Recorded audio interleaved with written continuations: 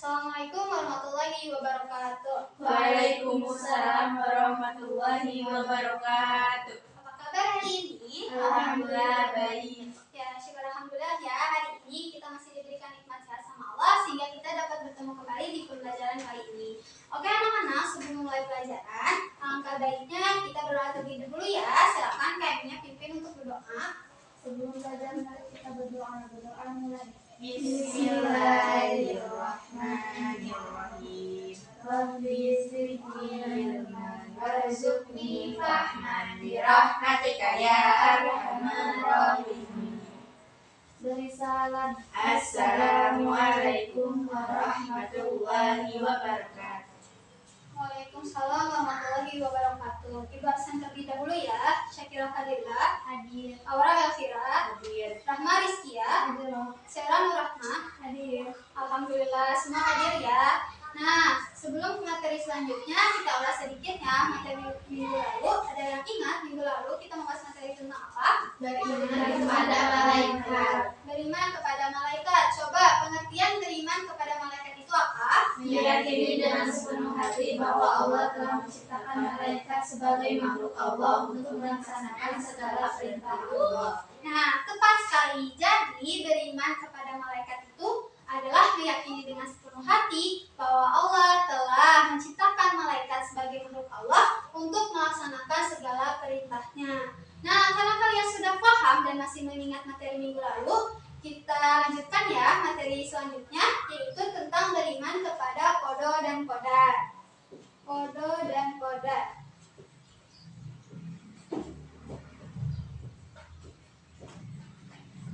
Ada yang tahu pengertian qada dan qadar itu apa? Ketentuan dan ketetapan. Nah, tepat sekali. Jadi, pengertian qada dan qadar itu ada secara bahasa maupun secara istilah.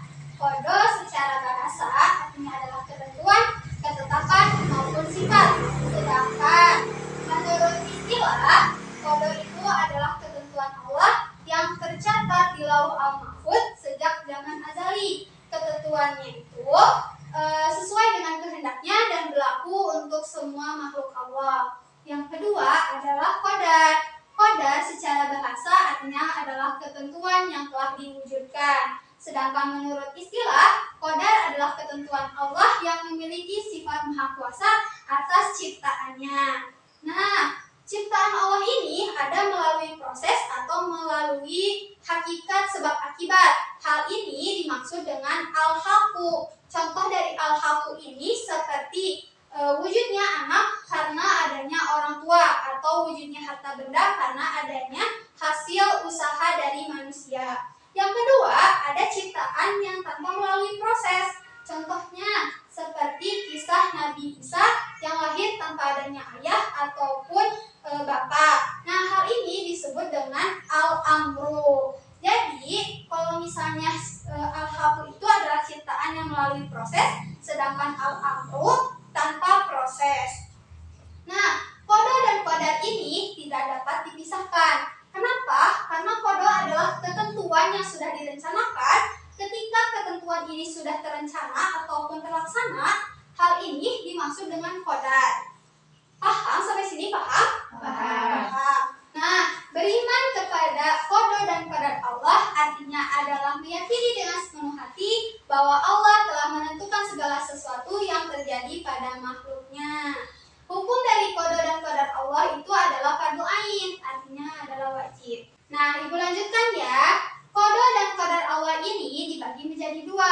Ada takdir mubrom dan juga takdir mu'allaq. Kalau misalnya takdir mubrom adalah takdir yang tidak dapat diubah. Contohnya seperti kematian. Yang kedua adalah manusia ini memiliki akal, pikiran, dan juga perasaan. Terus ada takdir mu'allaq. Takdir mu'allaq adalah takdir yang dapat diubah sesuai dengan usaha manusia. Contohnya seperti seseorang yang dilahirkan dalam keluarga sederhana, lalu dia ingin melanjutkan pendidikannya ke jenjang yang lebih tinggi, akan tetapi karena sifat ekonominya tidak mendukung, lalu dia berusaha untuk mencari sebuah beasiswa agar dia dapat melanjutkan pendidikannya ke jenjang yang lebih tinggi. Lalu ada juga dalil mengenai qada dan qadar Allah, yaitu surat At-Taubah ayat 51. Yang artinya adalah A'udzubillahi minasyaitonirrajim. Bismillahirrahmanirrahim. Katakanlah sekali-sekali tidak ada yang menimpa kami melainkan apa yang telah menjadi kehendak Allah. Dia adalah pelindung kami dan hanya kepada Allah orang yang beriman dan harus bertakwa. Sampai sini ada yang ingin ditanyakan? Ya, gimana Rahma? Apa hikmah dari beriman kepada qada dan qadar Allah? Apa hikmah beriman kepada qada dan qadar Allah? Yang pertama yaitu melatih kita agar kita lebih bersyukur dan bersabar atas kehendak Allah. Yang kedua adalah mendekatkan diri kepada Allah karena kita tahu bahwa Allah telah menentukan segala sesuatu dengan jalan yang terbaik. Yang kedua yang terakhir adalah melatih seseorang untuk menjadi orang yang lebih giat berusaha, optimis dan juga tidak cepat putus asa. Nah, bagaimana Rahma, paham? Paham, alhamdulillah paham. Nah, ada yang ingin ditanyakan kembali? Tidak. Tidak. Ya udah, karena tidak ada yang ingin ditanyakan kembali, Ibu simpulkan ya materi pembelajaran kali ini, yaitu beriman kepada qada dan qadar Allah adalah meyakini dengan sepenuh hati bahwa Allah telah menentukan segala sesuatu untuk makhluknya. Nah, hukum dari qada dan qadar Allah, beriman kepada qada dan qadar Allah itu adalah hukumnya adalah fardu ain, yang artinya adalah wajib. Qada dan qadar Allah dibagi menjadi dua, ada takdir mubrom dan juga takdir mu'allaq.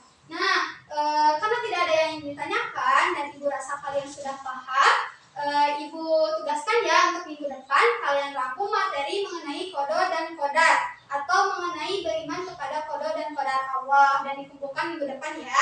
Paham? Paham. Nah, karena kalian paham dan waktu pembelajaran sudah selesai, Ibu tutup saja ya pembelajaran kali ini dengan membaca hamdalah bersama-sama. Alhamdulillahirabbil alamin. Wassalamualaikum warahmatullahi wabarakatuh. Waalaikumsalam warahmatullahi